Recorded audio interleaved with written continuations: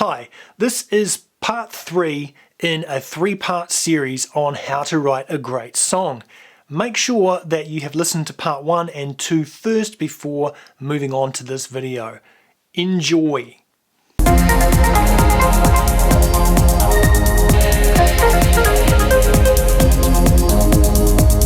Building emotional intensity.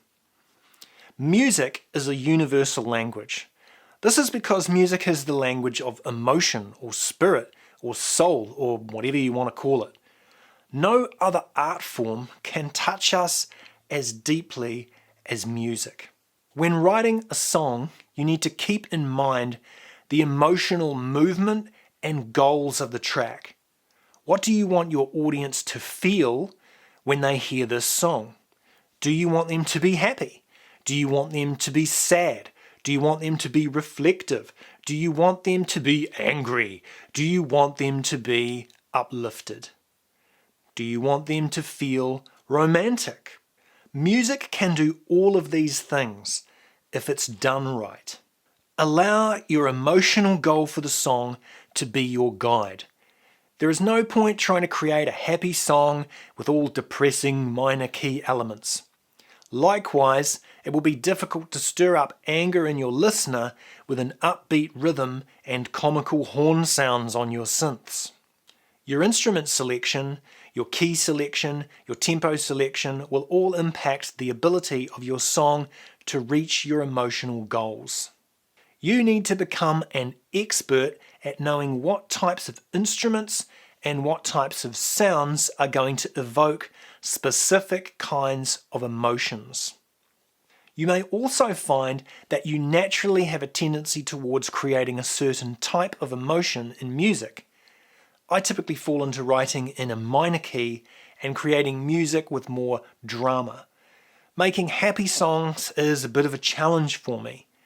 It might be the complete opposite for you. You need to write a few songs to find out if you have a natural tendency like this.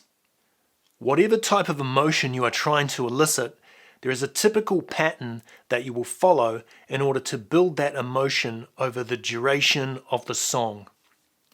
Usually, your song's intro will set the mood, but from there you need to build that mood as you create your musical story.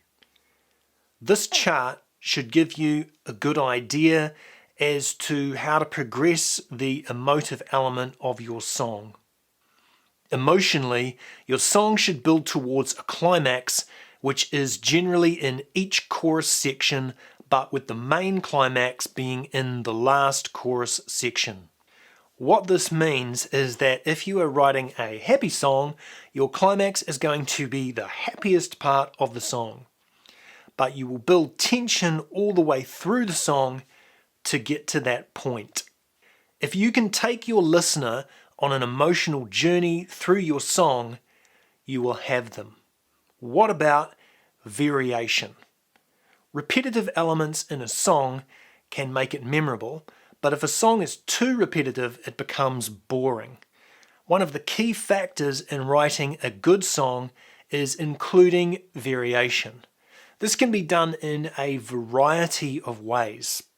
If including a middle 8 in your song structure, try to change up the movement of the song by changing the tempo, the time signature, or the mode. For example, if your song is in a natural minor scale, known as the Aeolian, you could include some notes from a different mode of the scale, changing it up to the Mixolydian by using a natural 3rd and 6th, or you could brighten it up by switching to a major scale.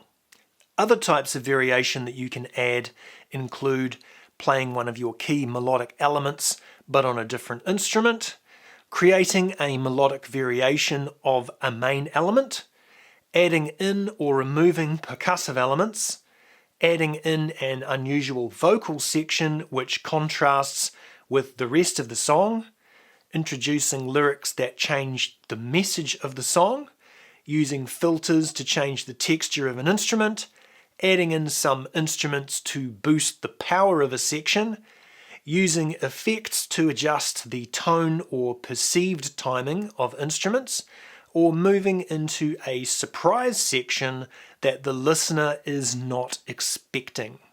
This is a great avenue for experimentation in a song, trying to keep the song cohesive while at the same time deconstructing elements to build something new. What about content? If you want a song that really sticks out, you need to provide something original. Lyrics. Lyrically, you could find a new way of expressing a familiar topic. You could write some unique lyrical lines that catch the ear. Avoid lyrics that are cliché and predictable. Try to find new ways to express yourself. To find inspiration, listen to some great lyricists, especially those in genres that you are unfamiliar with. Melody. Melodically speaking, you need to work like a rabid dog on developing your melodic songwriting skills.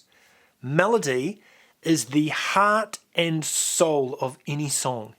Learn your scales, learn your intervals, and practice making melodies. Try to write melodies that are interesting and different. Even the layperson is extremely familiar with all of the standard melodic devices we musicians have up our sleeves. So you have to get inventive. Come up with something that breaks the paradigm. Keep it punchy. It can be tempting to put every riff and melodic variation that you've come up with into a song. The result of doing this is almost always a song which is too long and too complicated. Part of the discipline of songwriting is knowing what to put in and what to leave out. You need to go with your strongest riffs and follow the keep it punchy rule. The Russian composer Igor Stravinsky once said, "Too many pieces of music finish too long after the end." A great little quote. Keep your songs short, or generally shorter than you'd like. Most pop songs are around the 3 to 4 minute mark. Dance tracks tend to be a little longer, but that's because they're designed for people to dance to, and punters need a little more time to be able to fully enjoy dancing to a tune. A lot of techno tracks are 6 to 7 minutes long.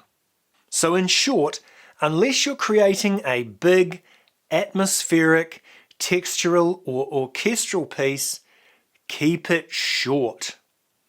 Take a little time. Some people want to focus on pumping out songs quickly, but I don't think that's necessarily the best idea. Spending a bit of time and writing a song over a period of days or weeks can yield better results. This is because you get to go back and listen to the parts that you've worked on already. Often, you'll be able to pick up some weaknesses in the things you've written, and then you can edit them. Taking some time to nurture the song can really make a difference in the quality of the final product. Alright, let's wrap it up. I've given you a lot of information to absorb, so let's summarize. First, you're going to set yourself some limitations, like choosing a genre, tempo, and limiting the types of instruments and sounds that you're going to use. Next, you're going to work on your hook. This is where you may end up spending a lot of time. Work it until you have something great. Next, we're going to work backwards from the hook to create some variations that we can use in our verse and introduction. Once you've got an idea about the type of melodies that you're working with, you can start to lay out a song structure. Fitting the elements into the song structure, we can then start to fill out the song by laying down supporting instruments, whatever they might be. Focus on polishing your chorus and verse first. These are going to be the meat of the song, so they need to be really good. Take some time to go back to the track over the next few days or weeks, listen to it and make some tweaks to polish it. Alright, that's it. I hope you picked up some useful information from this video. Remember that songwriting is an art form. It takes time to develop your skills and to tap into your inner creativity. You need to practice and keep working at it. Don't forget to click all the buttons down there, and I will see you next time.